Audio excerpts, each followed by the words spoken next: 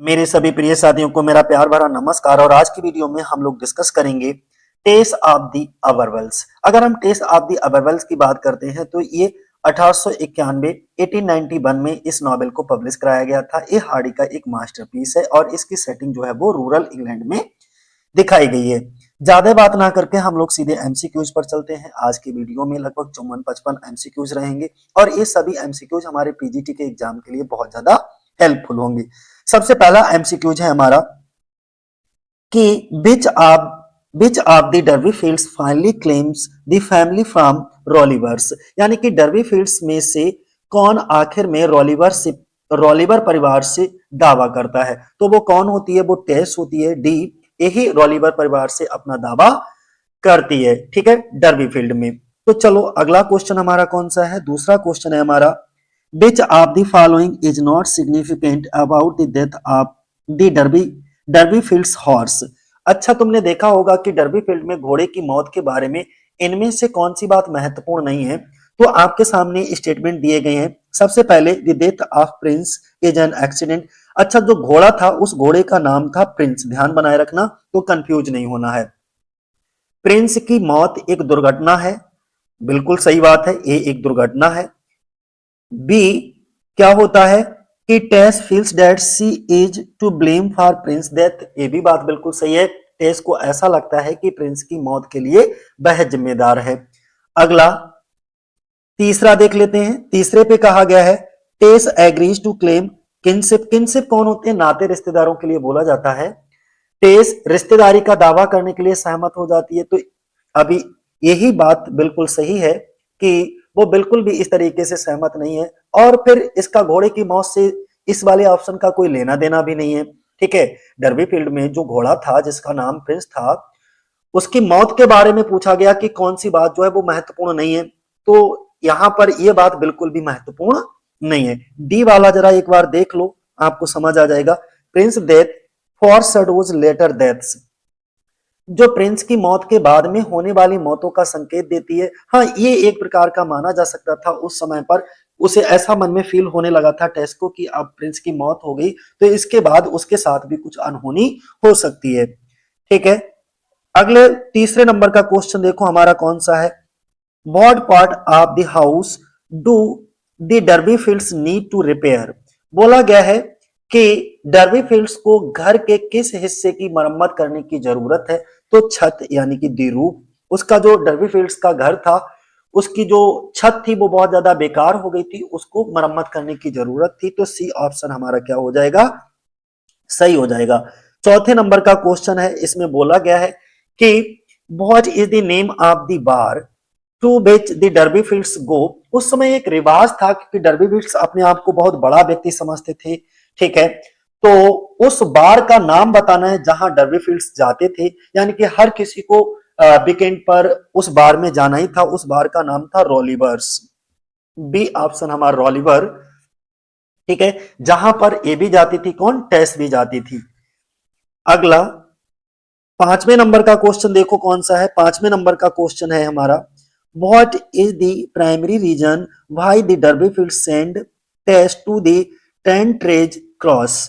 बोला गया है कि जो डर्बी फील्ड्स होते हैं वो टेस को टेंट्रेज क्रॉस क्यों भेजते हैं। अच्छा, वहां का एक रिवाज था टेंट्रेज क्रॉस को भेजने का। वो इसलिए भेजते थे सो that she may claim kinship and get help. Trantridge Cross Durbeyfields ने टेस को इसलिए भेजा था ताकि वह रिश्तेदारी का दावा कर सके और मदद पा सके। ए ऑप्शन हमारा क्या हो जाएगा? सही हो जाएगा। 6 नंबर का क्वेश्चन हमारा क्या है? बोला गया है what is the name of Tess illegitimate child. जो टेस का नाजायज बच्चा था उसका नाम क्या था? तो उसका नाम सोरो था, ठीक है। सारो भी बोल सकते हो, सारो, दुख।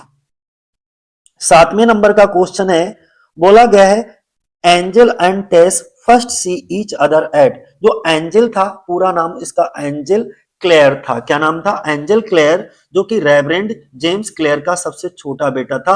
और ये बाद में चल करके एंजल क्लेयर जो है वो टेस को प्यार भी करने लगता है। तो 7वें नंबर का क्वेश्चन यही पूछा गया कि एंजल और टेस पहली बार एक दूसरे से कहां देखते हैं, कहां मिलते हैं। तो ये एक दी मे डे डांस हो रहा था, वहां पर ये सबसे पहली बार एक दूसरे से मिलते हैं। बी ऑप्शन हमारा क्या हो जाएगा, सही हो जाएगा। 8वें नंबर का क्वेश्चन है, इसमें बोला गया है what event causes Tess to realise Angel's affection for her. बोला ये गया कि किस घटना से जो टेस थी, टेस को एंजल के प्यार का एहसास होता है। ऐसी कौन सी घटना घटी थी जिससे टेस को ऐसा लगने लगा कि उसको एंजल से प्यार हो गया। तो देखो वो कौन सी घटना थी। एक्चुअली ये एक डेयरी में काम करती थी उस समय। तो ये जो एंजल था वो इस तरीके से गांव को अरेंज करता था जिससे कि टेस को उनका जो फेवरेट गाय होती थी उनका दूध निकालने में आसानी होती थी। तो ये व्यवस्थित तरीका देख करके उसको क्या बहुत अच्छा लगता था, और यही वो घटना थी जिससे टेस को एंजल से क्या हो जाता है, प्यार हो जाता है। तो ही अरेंजेस दी काउ, यहाँ पे ही जो यूज हुआ है वो एंजल के लिए यूज हुआ है। Arranges the cow so that, ताकि सी में सी यूज हुआ है वो टेस के लिए यूज किया गया है। सी में मिल्क हर, उसका दूध निकाल सके फेवरेट वंस, जो उसकी फेवरेट गाय है। मतलब वह बहुत सारी वहां गाय थी तो उन गायों को इस तरीके से व्यवस्थित करता था कि वह अपनी पसंदीदा गाय जो टेस्ट थी वो अपनी पसंदीदा गायों का दूध निकाल सके। तो ए ऑप्शन हमारा क्या हो जाएगा, बिल्कुल सही हो जाएगा। 9 नंबर का क्वेश्चन क्या है, 9 नंबर पे बोला गया है which of the following is the initial reason that Tess gives for rejecting Angel's proposal for marriage. बोला यह गया है कि एंजल के शादी के प्रस्ताव को ठुकराने का टेस का शुरुआती कारण क्या था। इनिशियल रीजन आपको बताना है, ठीक है। तो उसका इनिशियल रीजन ये था, टेस जो थी, ए और बी दोनों ऑप्शन अच्छे से समझना, फिर मैं आपको क्लियर करता हूं इसको बहुत बेहतरीन तरीके से। टेस हैज अ सिंपल फास्ट, ये तो तुम जानते हो कि जो टेस थी, टेस का एक बहुत ही घिनौना पास्ट था, सिंपल फास्ट था, क्योंकि इसको एलिक ने क्या कर दिया था, रेप कर दिया था, और ये प्रेग्नेंट हो गई थी जिससे इसको सारो नाम का एक बच्चा पैदा हुआ था, ठीक है। तो ये इसका जो पास्ट था वो बहुत ही सिंपल था, शर्मनाक था। डेट प्रिवेंट हर, और इसी सेमफुल पास्ट ने प्रिवेंट कर दिया। प्रिवेंट का मतलब रोक दिया किसको, टेस को, फ्रॉम मैरिंग एंजल। तो जो एंजल थी, सॉरी, जो टेस था, क्या बोल रहा हूं, माफ करना, टेस थी, टेस का एक शर्मनाक अतीत है जो उसे एंजल से शादी करने से रोकता है। वो शर्मनाक अतीत हम आपको बता ही चुके हैं कि एलिक जो था वो इसका रेप कर चुका था, तो यही उसका शर्मनाक अतीत था। अच्छा, हमारे हिसाब से एक ऑप्शन इसका और सही हो सकता है, ए वाला भी। उसे ए बी टेस्ट को लग रहा था कि एंजल के जो माता पिता हैं वो इस शादी के लिए नहीं मानेंगे, इस शादी का विरोध करेंगे। तो ये दोनों ही कारण मेरे हिसाब से हो सकते हैं, लेकिन बुक के अंदर बी ऑप्शन दिया गया था इसलिए मैंने बी को टिक कर दिया, ठीक है। बाकी आप लोगों पर हम छोड़ते हैं कि कौन सा ऑप्शन इसका सही होगा। 10 नंबर का क्वेश्चन क्या है, 10 नंबर का क्वेश्चन है कि what motivates Tess to speak to Angel about her past. ये बहुत इंपॉर्टेंट क्वेश्चन है, जरा ध्यान से समझना कि टेस को अपने अतीत के बारे में एंजल से बात करने के लिए ऐसी कौन सी चीज होती है जो उसको मोटिवेट करती है, यानी कि उसको हिम्मत देती है, उसको प्रेरित करती है। तो Angel admits his sins to Tess.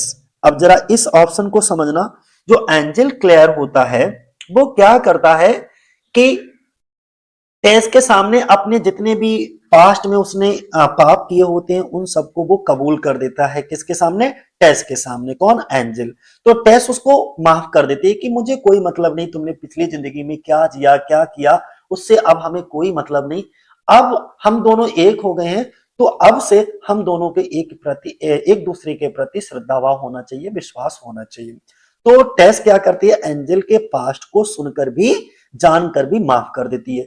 अब जब टेस सोचती है कि मैंने तो इसको माफ कर दिया, मेरा भी एक अतीत है और वो भी सिंपल फास्ट है, क्या मैं भी अगर एंजल को अपने पास्ट के बारे में बताऊं तो क्या एंजल मुझे माफ करेगा। तो उसके अंदर हिम्मत आती है, तो ये क्या करती है, एंजल को अपने पास्ट के बारे में टेस बता देती है, लेकिन एंजल इसको माफ नहीं करता और छोड़ करके चला जाता है। हालांकि बाद में पछता करके फिर से इसके पास वापस आ जाता है, वो बाद की कहानी है। तो क्वेश्चन आपको अच्छे से 10 नंबर का समझ में आ गया कि टेस को अपने अतीत के बारे में एंजल से बात करने के लिए क्या चीज प्रेरित करती है, यही चीज प्रेरित करती है, ये हिम्मत देती है कि एंजल ने जब अपने पापों को मेरे सामने रखा तो मैंने माफ कर दिया। अगर मैं एंजल के सामने अपने पापों को बताऊंगी, पिछले पापों को बताऊंगी, तो एंजल भी मुझे माफ कर देगा, लेकिन ऐसा उसके साथ होता नहीं है। वो बेचारी तो माफ कर देती है लेकिन एंजल माफ नहीं करता है उसे। 11 नंबर का क्वेश्चन कौन सा है, which of the following is not significant about Angel's sleep walking. बोला गया है कि निम्नलिखित में से कौन सी बात एंजल के नींद में चलने के बारे में महत्वपूर्ण नहीं है। अच्छा, एंजल क्या करता था, उसको नींद में चलने की बीमारी थी, स्लीप वॉकिंग थी, ठीक है। तो कौन सी बात जो है वो नींद में चलने के बारे में महत्वपूर्ण नहीं है, चारों ऑप्शन पहले पढ़ लेते हैं फिर डिसाइड करते हैं। पहला क्या है, it shows that Angel still loves Tess. पहला ऑप्शन ये है कि ये दिखाता है कि एंजल अभी भी टेस से प्यार करता है, सही बात है। दूसरा, it shows that angel is troubled by his decision. ये दिखाता है कि एंजल अपने फैसले से परेशान है, बिल्कुल सही बात है। See, it shows Tess is happy on taking gifts. ये बिल्कुल भी सही नहीं है, ठीक है। उसके नींद में चलने के बारे में ये बिल्कुल भी महत्वपूर्ण नहीं है कि टेस जो है वो तोहफे पा करके खुश है, ये बिल्कुल भी। डी वाला भी सही है, it shows that Tess loves Angel unconditionally, क्योंकि ये स्टेटमेंट भी बिल्कुल ठीक है। टेस जो थी वो एंजल से बिना शर्त के ही प्यार करती थी, उसने कोई भी शर्त नहीं रखी, बल्कि उसके द्वारा किए गए जो एंजल ने पिछले जो भी पाप किए गए थे उसने जब उसके सामने कन्फेस किया तो टेस ने उसको माफ भी कर दिया। तो यहां पर हम किस पे जाएंगे, सी ऑप्शन पर जाएंगे, ठीक है, ये सही है। 12 नंबर का क्वेश्चन मोस्ट इंपॉर्टेंट है आपके एग्जाम के लिए। बोला गया how much of the money does Tess initially give to her family. देखो यहाँ पे 25 पाउंड ये गलत है, मैं इसका भी दूंगा, बुक में दे रखा था, ठीक है, ये बिल्कुल भी गलत है। यहाँ पे देखो थोड़ा यहाँ ये क्वेश्चन ही बड़ा कंफ्यूजिंग वाला, इसमें अच्छे अच्छे स्टूडेंट्स जो है पढ़ाकू लोग कंफ्यूज हो जाते हैं। तो डी ऑप्शन इसका बिल्कुल सही आंसर है, 50 शिलिंग्स। अगर कहीं इनिशियली लिखा हो, ठीक है, इसमें टेस शुरू में अपने परिवार को कितना पैसा देती है, तो शुरू में वो 50 शिलिंग्स ही अपने परिवार को देती थी, लेकिन जब एंजल क्लेयर उसको छोड़ करके चला जाता है तो एंजल क्लेयर उसको 50 पाउंड देता है, दे करके जाता है। तो 50 पाउंड में से वो आधे 25 पाउंड जो है वो अपने परिवार को देती थी, वो दूसरी घटना है, ये उससे पहले घटित होती है। तो क्वेश्चन को बड़े ध्यान से समझना है, ठीक है। इसमें कौन सा डी ऑप्शन सही होगा, बी नहीं। 13 नंबर का क्वेश्चन कौन सा है, 13 नंबर का क्वेश्चन है which of these people or animal does Tess not kill. बोला गया इनमें से किस व्यक्ति या जानवर को टेस नहीं मारती है। तो देखो पीजेंट्स को भी, पीजेंट्स जो होता है उसको भी मार देती है, ठीक है, और किसको, एलिक को भी मार देती है, ये गलत टिक कर दिया है, एलिक को मारती है। प्रिंस दी हॉर्स वो भी उसके द्वारा ही मारा जाता है, ठीक है, ये तीनों मारे जाते हैं। सारो जो उसका बेटा होता है, हर बेबी होता है, वो नेचुरल डेथ मरता है, ठीक है। टेस इसको नहीं मारती है, खाली बैप्टाइज कराती है चर्च में ले जाकर के, इसको मारती नहीं है। तो सारो ये ऑप्शन बिल्कुल सही है। फिर रिपीट कर देते हैं, इनमें से किस व्यक्ति या जानवर को टेस नहीं मारती है। चार ऑप्शन है आपके सामने, देख लो, ठीक है, चारों में से सारों को नहीं मारती, बाकी तीन को ये मारती है, मार देती है। एलिक को तो लास्ट में मार करके फांसी चढ़ जाती है, इसको फांसी दे दी जाती है, तो एलिक तो बिल्कुल ही नहीं है, बी, ठीक है, सी ऑप्शन एकदम करेक्ट है। अगला 14 नंबर का क्वेश्चन हमारा कौन सा है, what does Tess confess to Angel Clare on their wedding night. बोला गया है शादी की रात जो टेस होती है वो एंजल से क्या कबूल करती है, एंजल के सामने कौन सी चीज का कन्फेशन करती है। वो ये कन्फेस करती है कि सी इज नॉट अ वर्जिन, कि अब वो कुंवारी नहीं है, वर्जिन नहीं है। और जब वो ये बात सुनता है तो एंजल क्या करता है, टेस को छोड़ करके चला जाता है। अगला, हाउ डज टेस डाई, टेस की मृत्यु कैसे होती है। सी इज हैंग्ड, इसको फांसी पे चढ़ा दिया जाता है। क्यों चढ़ा दिया जाता है, क्योंकि ये एलिक का मर्डर कर देती है, इसलिए। 16 नंबर का क्वेश्चन है, 16 नंबर पे बोला गया है in what location does Alec seduce Tess. Alec जो होता है टेस को किस जगह पर सीड्यूस करता है, तो दी चेज में। ठीक है, ये एक बहुत सुनसान जगह होती है। ठीक है, जंगल टाइप का बिल्कुल बाहरी इलाका होता है, तो वो मौके का फायदा उठा करके एलिक क्या करता है, टेस को सीड्यूस करता है। 17 नंबर का क्वेश्चन है हमारा कि which character calls Tess a damned witch of Babylon, यानी कि बोला गया है कि ऐसा कौन सा कैरेक्टर होता है, ऐसा कौन सा किरदार है जो टेस को बेबीलोन की शापित चुड़ैल कहता है। डैम्ड विच ऑफ बेबीलोन का मतलब होता है बेबीलोन की शापित चुड़ैल, तो वो एलिक डर्बीफील्ड होता है, सॉरी एलिक डी अवरवेल्स होता है। ए ऑप्शन हो जाएगा हमारा। 18 नंबर का क्वेश्चन है midway through the novel Alec becomes, बोला गया है कि नॉवेल के बीच में एलिक क्या बन जाता है, तो यहां पर प्रीचर बन जाता है, दिया तो यही है ज्यादातर प्रीचर, वो एक उपदेशक बन जाता है। ट्रैवलिंग सेल्समैन का कहीं कहीं जिक्र आता है कई कई बुक्स में, लेकिन ये ज्यादा रिलायबल नहीं है, आप बी पर जाएंगे, ठीक है, सी पर नहीं। 19 नंबर का क्वेश्चन हमारा कौन सा है, 19 नंबर पे बोला गया है कि what is the stone monument called on which Alec makes Tess swear, बोला यह गया है कि उस पत्थर का, उस स्टोन के स्मारक को क्या कहते हैं, मोन्यूमेंट को क्या कहते हैं जिस पर एलिक टेस से कसम खिलवाता है, तो क्रॉस इन हैंड कहते हैं उस पत्थर को। ठीक है, ध्यान बनाए रखना, उस पत्थर के स्मारक को क्या नाम देते हैं, cross in hands, C option. 20 नंबर का क्वेश्चन है हमारा how does Alec die, Alec की मृत्यु कैसे होती है, तो एलिक की मृत्यु टेस उसे मार देती है। ठीक है, सी ऑप्शन हो जाएगा।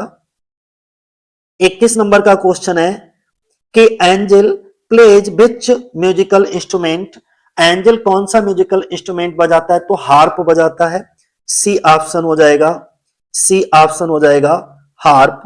और कई कई जगह पर बहुत सारी बुक्स में दी गिटार दिया होता है, जो बिल्कुल गलत है, एकदम 100%। आप दी हार्प को ही ठीक माना गया है, दी हार्प ही सही है। ठीक है, ध्यान बनाए रखना, सी ऑप्शन, इसमें कोई कंफ्यूजन नहीं है, बिल्कुल भी कहीं से देखकर चाहे नेट पे कहीं पर भी देखना, बिल्कुल कंफ्यूज नहीं होना है। 22 नंबर का क्वेश्चन हमारा क्या है, क्योंकि हमने इस वाले क्वेश्चन को कई बुक्स में जाकर के सर्च करके तब इस कंफ्यूजन को दूर किया है कि दी गिटार है या दी हार्प है, तो दी हार्प ही है, बिल्कुल रिलायबल टेक्स्ट से इसको क्लियर किया है। ठीक है, whom does Angel invite to accompany him to Brazil, Angel Brazil जाने के लिए किसे अपने साथ आने का न्योता देता है, तो टेस डर्बीफील्ड को देता है। डी ऑप्शन हो जाएगा हमारा, टेस डर्बीफील्ड को, डी ऑप्शन। 23 नंबर का क्वेश्चन है, इसमें बोला गया है कि what is the subject of the Bible, sorry biblical verse that the Clares read with Angel, तो praise for a virtuous wife, उस बाइबल की आयत का विषय क्या है जिसे क्लेयर्स ने एंजल के साथ पढ़ा था। इसमें एक गुड़ी पत्नी की प्रशंसा के बारे में बातचीत की गई थी, वो आयत ऐसी थी जिसमें कि गुड़ी वाइफ, जो वर्चुअस वाइफ होती है वो कैसे होती हैं, ठीक है, उसकी प्रशंसा के बारे में पढ़ा गया था। इसके बाद में हम बात करेंगे 24 नंबर पे, according to Angel when do members of the Urbervilles family see the Urbervilles coach, Angel के अनुसार डी अबरविले परिवार के सदस्य डी अबरवेल्स कोच को कब देखते थे, तो मरने से ठीक पहले देखते थे, before they are about to die. ठीक है, ए ऑप्शन हो जाएगा हमारा। 25 नंबर का क्वेश्चन कौन सा है, 25 नंबर का क्वेश्चन है which most accurately describes Angel's reaction to knowing Tess past, बोला गया है टेस के अतीत को जानने के बाद एंजल की प्रतिक्रिया का सबसे सटीक वर्णन कौन करता है, तो सबसे सटीक वर्णन कौन करता है, वो ये ही कैन नॉट फॉरगिव हर, सही बात है, टेस जो होती है वो तो उसको माफ कर देती है, लेकिन एंजल क्लेयर जो है वो उसको माफ नहीं करता, तो डी ऑप्शन। 26 नंबर का क्वेश्चन है हमारा,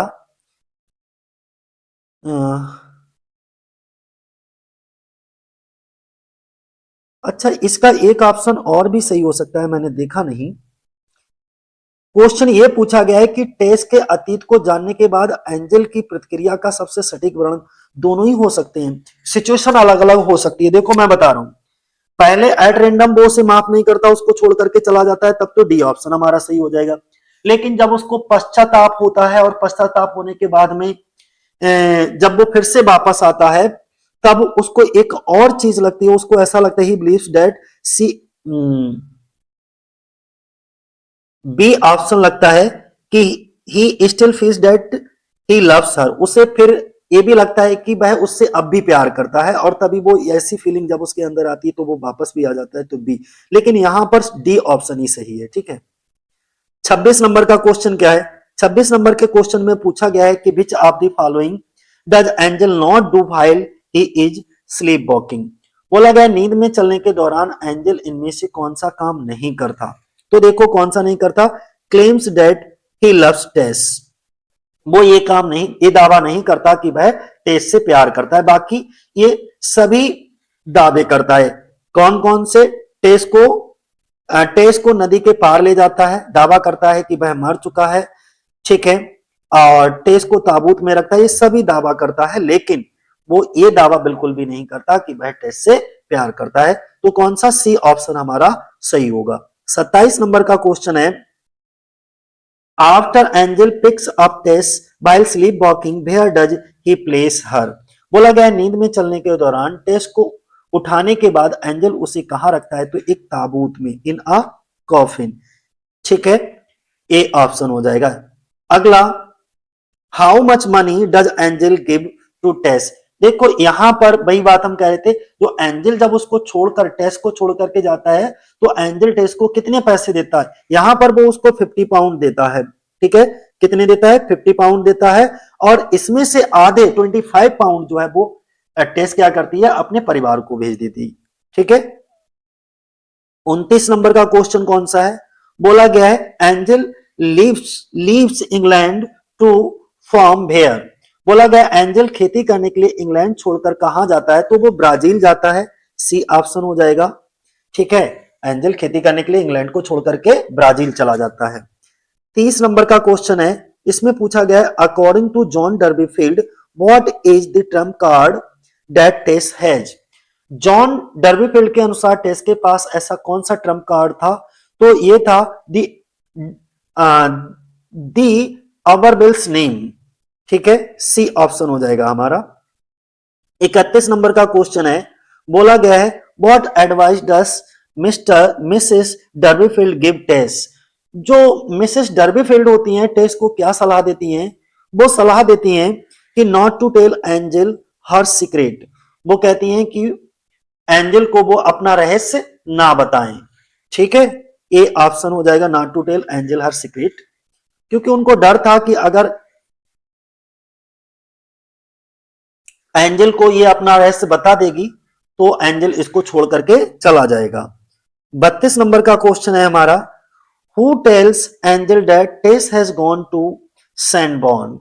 बोला गया एंजल को कौन बताता है कि टेस सैंडबॉर्न चली गई है, तो ये कौन बताता है, मिसेस डर्बीफील्ड बताती हैं, डी ऑप्शन हो जाएगा मिसेस डर्बीफील्ड, ठीक है।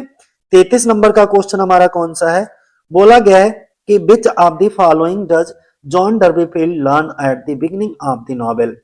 जॉन डर्बीफील्ड को नॉवेल की शुरुआत में इनसे क्या पता चलता है कि वह, तो जॉन डर्बीफील्ड को यह पता चलता है कि वह भी एक अरिस्टोक्रेटिक परिवार से बिलोंग करता है, यानी कि बी ऑप्शन हमारा क्या हो जाएगा, सही हो जाएगा कि वह एक अमीर परिवार से बिलोंग करता है। 34 नंबर का क्वेश्चन है, why can't Mr Durbeyfield make a trip to the market. बोला गया है कि मिस्टर डर्बीफील्ड जब बाजार जा रहे थे, बाजार की यात्रा कर रहे, क्यों नहीं कर पाते, क्यों नहीं कर पाते, जब ये जा रहे थे तो उनका कारण ये था कि ये बहुत ज्यादा नशे में थे, तो इसी कारण जो है मिस्टर डर्बीफील्ड बाजार की यात्रा नहीं कर पा रहे थे, तो ये बहुत नशे में है, मतलब डी ऑप्शन हमारा सही हो जाएगा, और बहुत पियक्कड़ थे भी ये। अगला क्वेश्चन है हमारा कि why does Izz Huett suggest that Angel will never marry Tess. Izz Huett क्यों कहती है कि एंजल कभी टेस से शादी नहीं करेगा, तो इसका कौन सा बी ऑप्शन हमारा बिल्कुल सही हो जाएगा। वो इसलिए कहती है कि Angel will reject Tess once he learns about Alec d'Urberville. Alec d'Urbervilles के बारे में जानने के बाद एंजल टेस को रिजेक्ट कर देगा। जब एंजल को यह पता लगेगा कि एलेक जो है इसका रेप कर चुका है, तो वो तुम्हें क्या करेगा, टेस को रिजेक्ट कर देगा।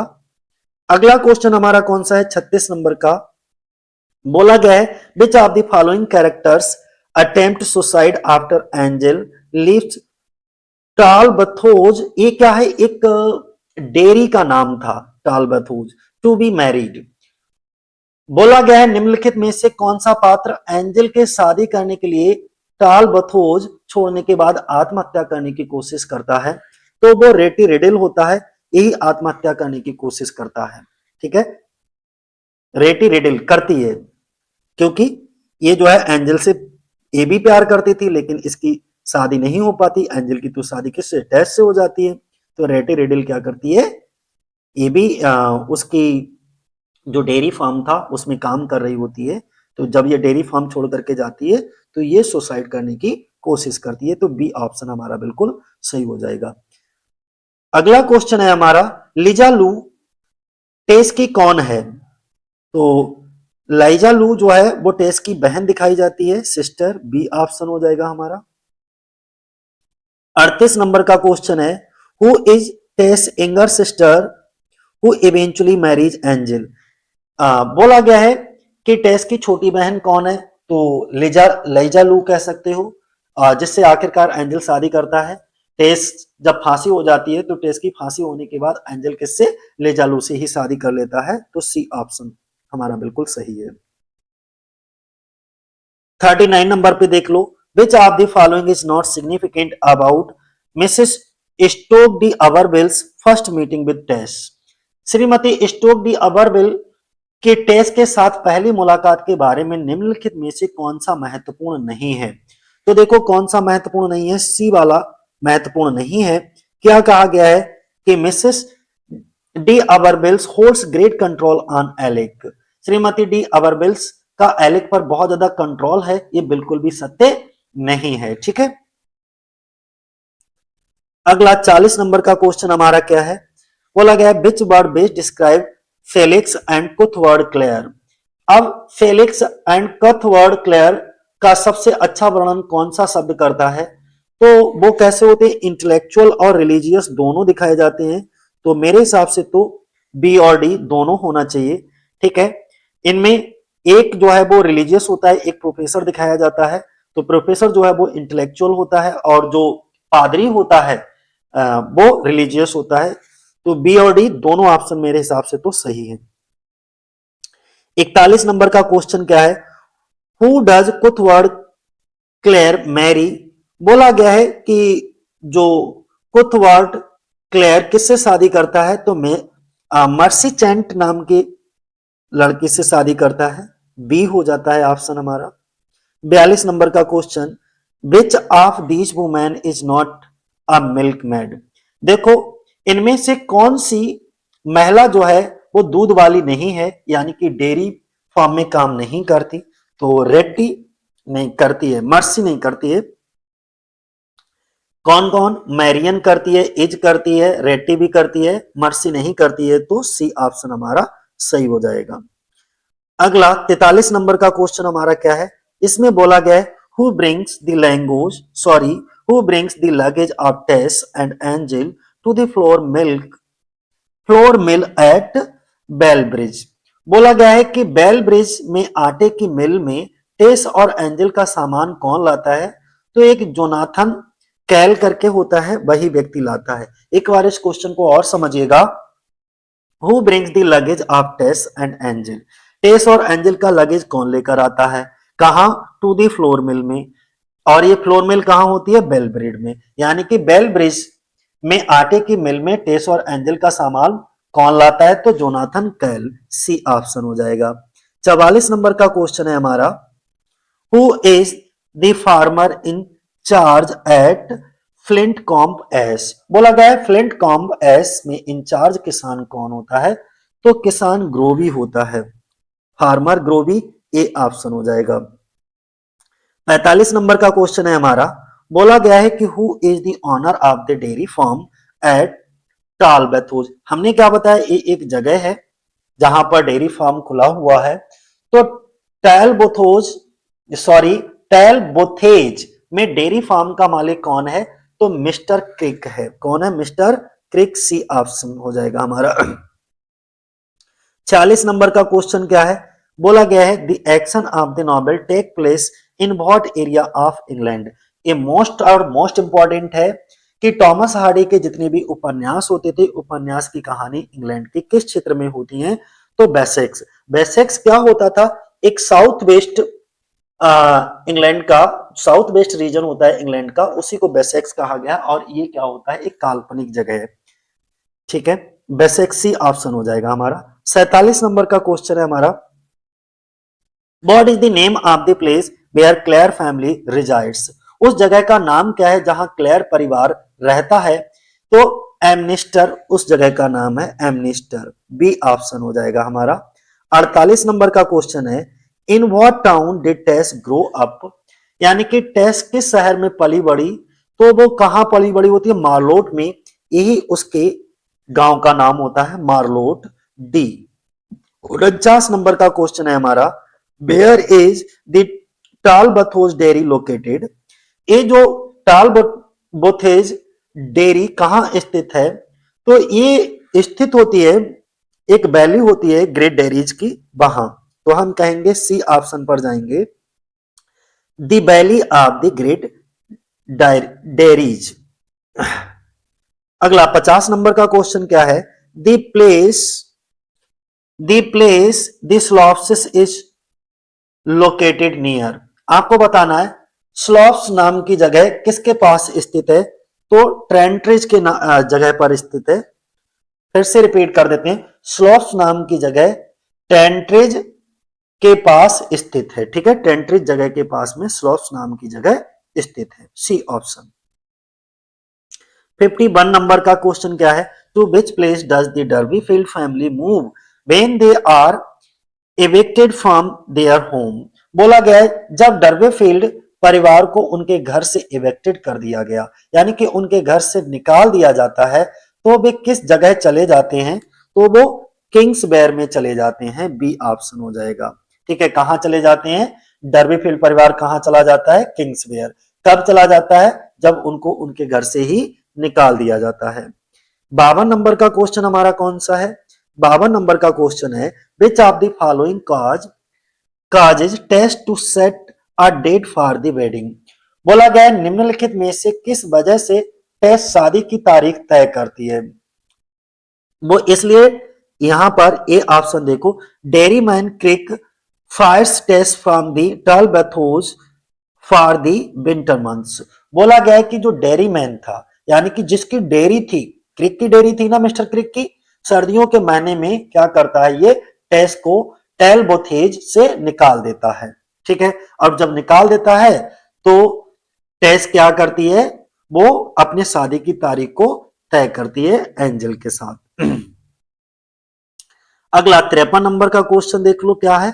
53 नंबर के क्वेश्चन में बोला गया है कि what is the significance of the story of Jack Dollop. बोला गया है कि जैक डॉलप की कहानी का क्या महत्व है? तो इसकी कहानी का एक्चुअली क्या महत्व है, जरा देखो। डी ऑप्शन पर हम लोग जाएंगे। डी ऑप्शन में क्या बोला गया? Tess finds it tragic having similarities with her own life. Tess को ये दुखद लगता है क्योंकि यह उसके अपने जीवन से मिलता जुलता होता है, इसीलिए उसे भी दुख लगता है। नेक्स्ट 54 नंबर का क्वेश्चन क्या है? 54 नंबर के क्वेश्चन में बोला गया है कि फेज दी थर्ड। अच्छा, जो थर्ड फेज होता है, ये जो नाटक है ना, वो टोटल कितने फेज में डिवाइड है? मुझे लगता है 7 फेज में ये डिवाइड था टोटल। 7 फेज में डिवाइड था। हाँ, बिल्कुल सही बात है। पहली फेज थी दी मैडन और मैडन नो मोर करके, और तीसरी फेज थी दी रैली। तो यहां पर जो चर्चा की गई है थर्ड फेज की गई है। फेज दी थर्ड फेज में जिसका नाम था दी रैली के नाम से जाना जाता है, जहां टेस के जीवन में खुशियां लौटने लगती हैं। अच्छा, तीसरे फेज में टेस के जीवन में खुशियां लौटने लगती हैं। अब क्वेश्चन क्या है, हम लोग क्वेश्चन पर आते हैं। अभी तो आपको फेज बताया था हमने। क्वेश्चन हमारा ये है, who says the phase the third phase the rally में, जो कि अध्याय नंबर 19 में, ये बात कौन कहता है, ये स्टेटमेंट कौन कहता है? रियल क्वेश्चन ये, I should be only too glad my dear Tess to help you to anything in the way of history or any line of reading you would like to take up. बोला गया है कि मुझे बहुत खुशी होगी मेरी प्यारी टेस, इतिहास के मामले में या किसी भी तरह की पढ़ाई में जिसकी तुम शुरुआत करना चाहो, मैं उसमें तुम्हारी मदद करूंगा। ठीक है, ये बात कौन कहता है? एंजल क्लेयर कहता है। किसने कही ये बात? एंजल क्लेयर में। यानी कि जो थर्ड फेज होता है द रैली, अध्याय 19 में एंजल क्लेयर टेस से ये बात कहता है जब वह उसकी शिक्षा में रुचि दिखाता है और इतिहास व अध्ययन में उसकी सहायता करने की इच्छा प्रकट करता है। यह संवाद एंजल के बौद्धिक, सहायक और सहानुभूति स्वभाव को दर्शाता है। तो ये स्टेटमेंट किसका है? एंजल क्लेयर का है। ठीक है, ए ऑप्शन। ये टोटल हमारे 53 क्वेश्चन थे। ठीक है, टेस्ट दी किससे? टेस्ट ऑफ द अबरविल से। और मुझे लगता है आपको बहुत अच्छे से, अगर ये आपने नॉवेल पढ़ा होगा तो आपको बहुत अच्छे से ये समझ भी आया होगा। बहुत अच्छा है, प्यारा है।